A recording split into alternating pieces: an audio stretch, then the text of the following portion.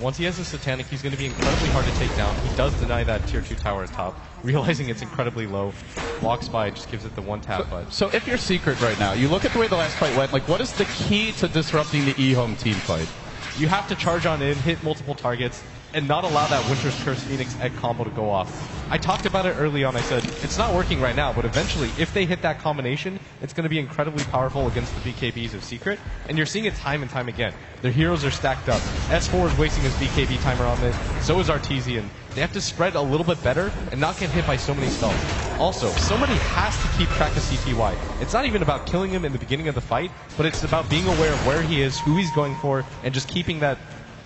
I don't know, it's really weird to say. He's now got a Lincoln Sphere is the problem. Like, they can't charge him, at least not first. They can't reliably grip him. You talk about keeping him under control, but this Storm it's getting very difficult to even hit once. They're going to have to do their best here. They do have a BKB inside now. He's going for the courier snipe, and CTY will claim it, taking away. That's a full AC. Full AC. Oh, goodness. S4 actually, I believe, still has buyback even through that. That could have been a huge game changer, though, because E-Home, their only real physical damage dealers are that Storm and that Gyrocopter, and that would have really limited the damage that CTY could do, but being able to go for it, and CTY knows that Arteezy's there. I think he knows he's alone, too. Uh-oh. Arteezy's in pretty deep right now. Illusion's going to scout him on the way out.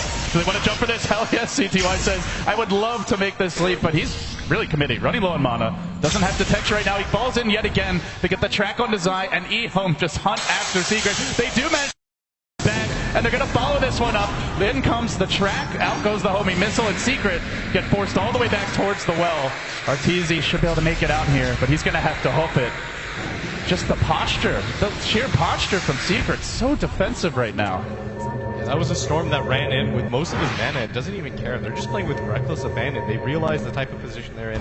They want to continue to push their advantage and just not let Secret get back into this game. And Secret, they do still have the heroes to do it, but their supports are going to have to play perfectly. It's going to rely a lot on how Puppey decides to use his Grave, how he decides to use that Weave.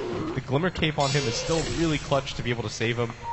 The gem is only on the Winter Wyvern, so he has to be really careful about how he casts it. But if they can blow up the Winter Wyvern before he gets his Winter's Curse off, which is what they were doing in the earlier fights, then I still see a really good chance for them in these fights, but that Winter's Curse is so brutal to them. It's almost level 3 as well. He's getting so much experience on the Wyvern now. About to hit level 16, and he gets a blink.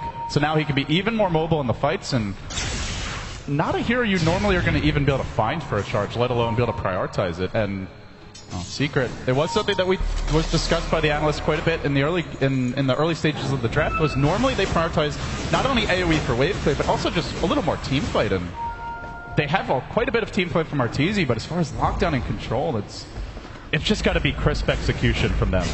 I mean, that's what you sacrificed in the lineup. When they decided to go for that 5-man style where they were going to shut out CTY early, it worked incredibly well just because they knew that E-Home couldn't approach them. But as the fights went later and later, once CTY picks up his Bloodstone, you get your level 6 on both of your supports, it becomes incredibly hard for them to take that fight. And I just want to give a shout out to ROTK. That egg in the jungle where he was just pushing it to the absolute limit. We thought he was going to be unable to get off that egg, but it was just such a game changer, and now you're consistently seeing him get it off.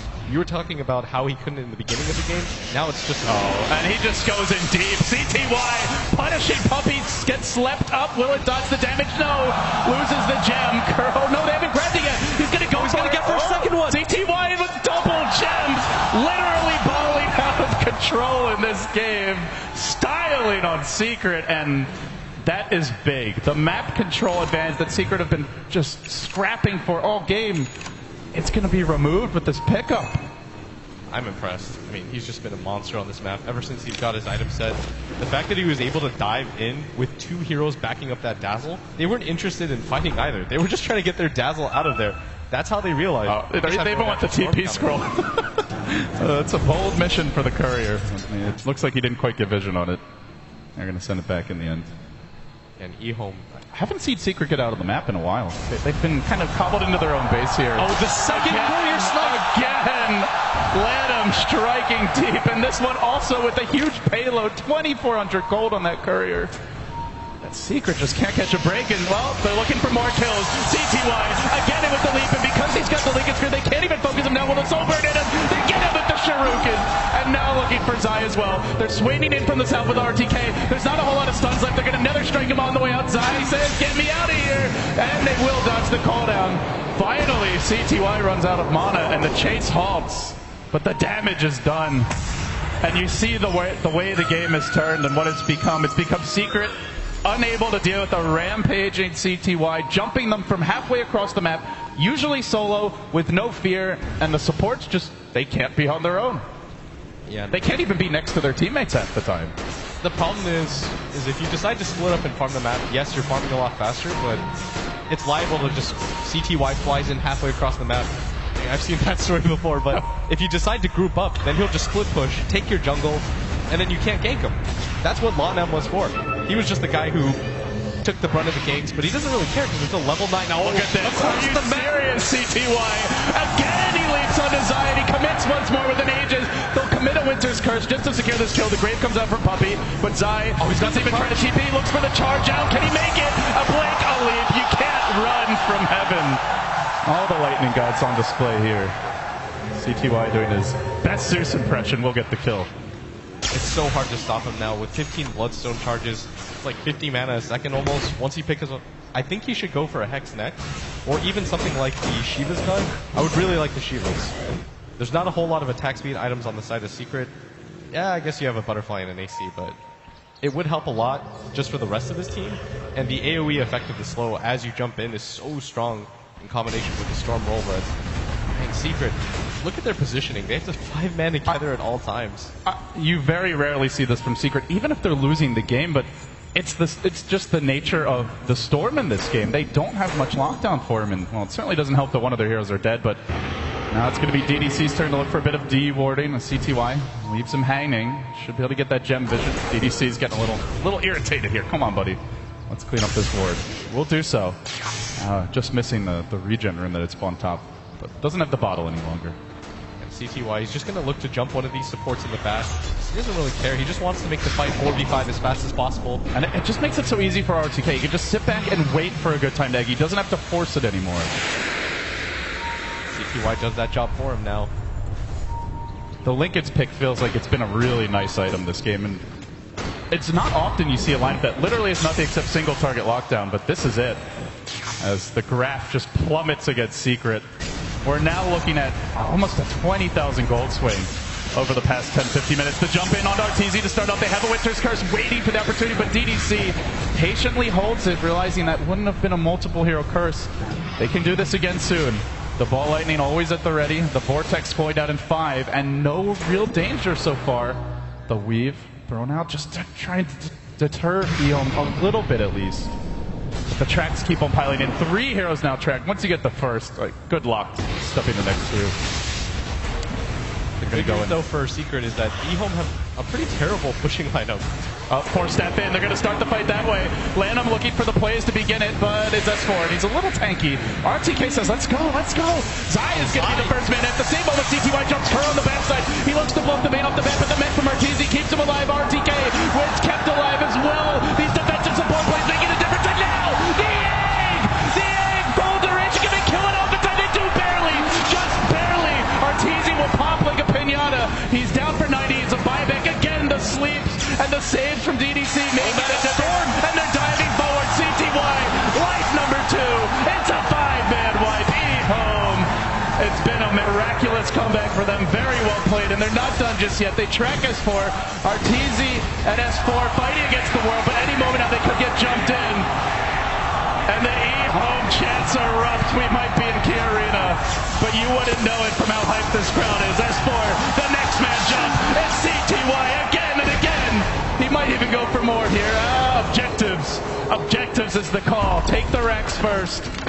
Celebrate the kills later.